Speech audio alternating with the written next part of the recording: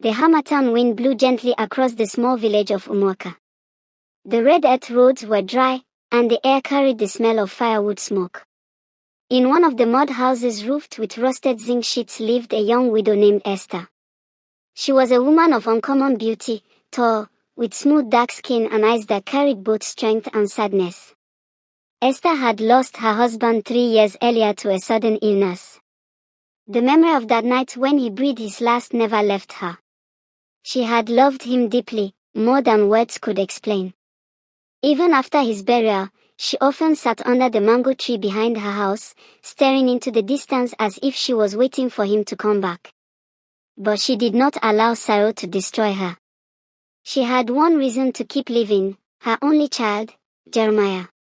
At 18, Jeremiah was already a strong young man, tall and broad-shouldered like his late father. He worked hard on the farm, fetched water for his mother, and made sure no one in the village disrespected her. Many times people whispered that Esther loved her son too much, but she paid no attention to their words. Because of her beauty and her decision not to remarry, Esther became the center of attention in Umuaka. Suitors came from near and far, wealthy traders, palm wine tappers, hunters, even men with wives already at home. Each time, Esther gave the same answer. I gave my heart to one man, and he is gone. I will not marry again. My life now belongs to my son. Her words were firm, but they angered many men, especially the elders and chiefs of the village. They could not understand how such a young and beautiful woman could live without a man by her side. To them, it was unnatural. Soon, gossip began to spread like dry season fire. Some said Esther was proud. Others said she was using secret charms to drive men away.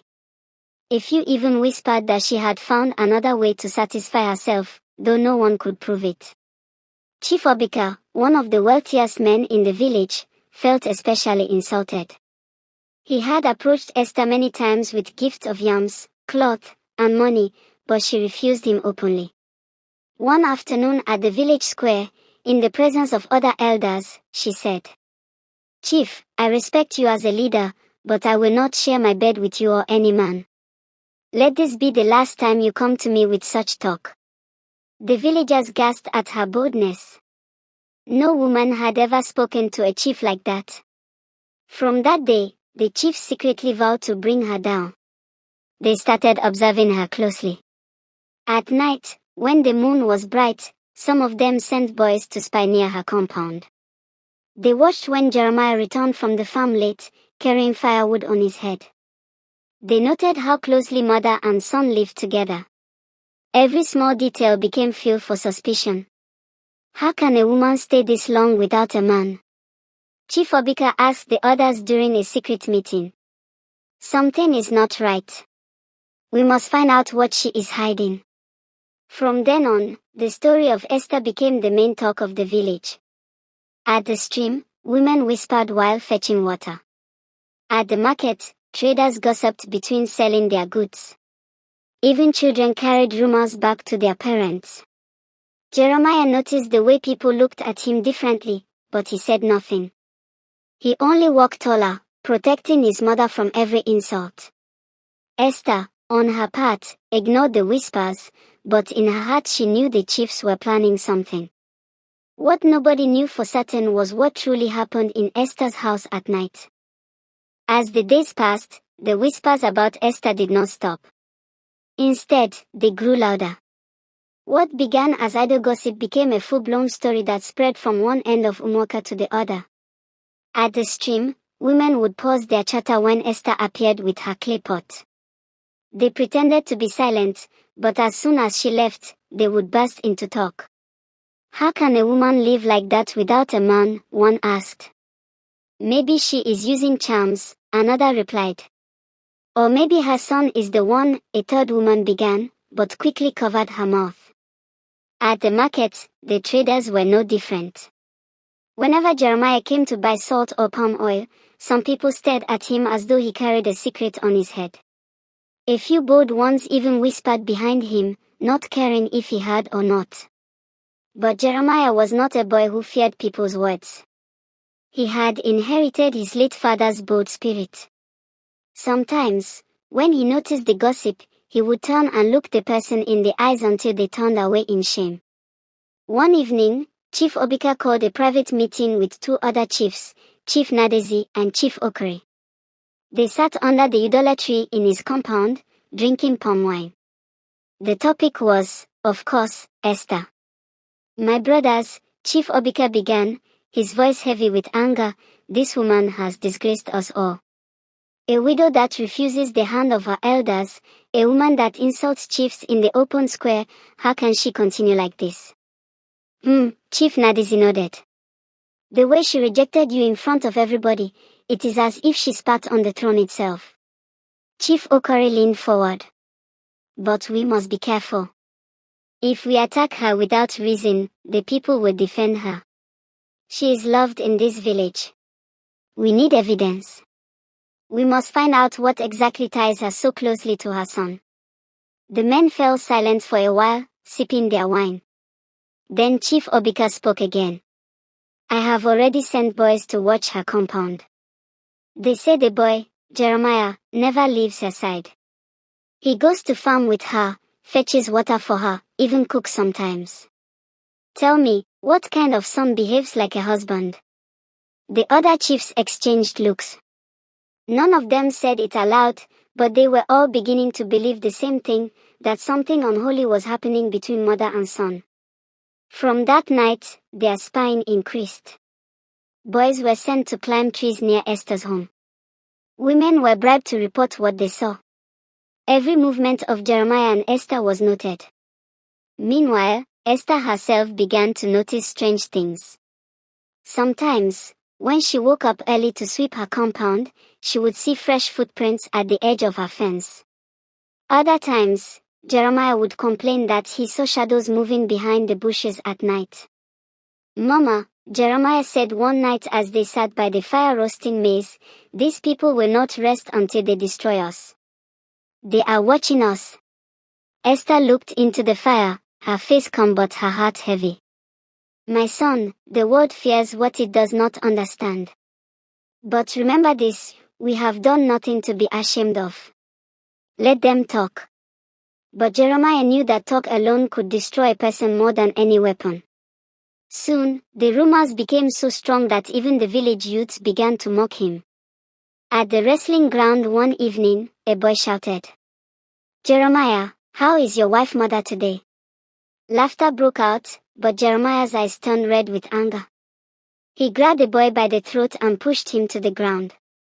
"Say it again and I will break your teeth," he shouted. The crowd fell silent. No one dared to laugh again. But from that day, the name wife mother stuck in the mouths of many, even if they only whispered it. The chiefs, on their part, were pleased. Their plan was working. The more the people talked, the weaker Esther's honor became. Soon, they believed she would break. But Esther did not break. Instead, she walked with her head held high, her wrapper tied firmly around her waist, her voice steady whenever she spoke in the village meetings. This only confused the villagers more. If the rumors were true, why was she not ashamed? And so the investigations continued. After many weeks of spying, the chiefs of Umuaka finally convinced themselves that their suspicions were true. In their minds, there was no more doubt about the unusual closeness between Esther and her son Jeremiah. But instead of exposing her immediately, they gathered secretly in Chief Obika's compound to plan their next step. "If we disgrace her, the villagers may pity her," Chief Okare warned. "But if we keep her secret, she will belong to us. She will have no choice but to obey." The men nodded. They understood that a secret was more powerful than an open shame. One evening, Esther was summoned to the house of Chief Obika. When she arrived, she found the three chiefs seated on wooden stools, drinking palm wine. Their faces were serious. Chief Obika cleared his throat. "Esther, we know the truth about you and your son. But we are willing to shield you. No word will leave our mouths, if only you agree to be our friend forever."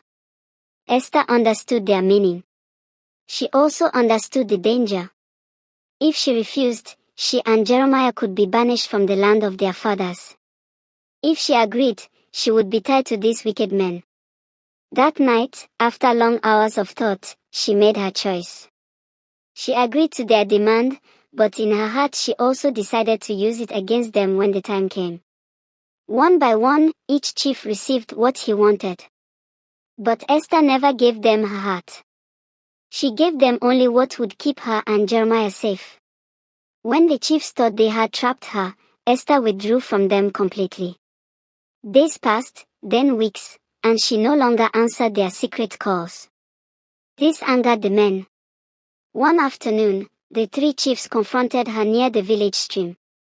"Esther," Chief Nadezi said sharply, "do not think you can use us and walk away. If you continue like this, we will expose you and your son. The whole village will know." Esther threw her head back and laughed. Her voice echoed against the rocks. The chiefs were surprised, for they expected fear, not boldness. She stepped closer and lowered her voice. "Expose me. And what about you? Do you think I will keep quiet? I will tell your wives, your children, your families.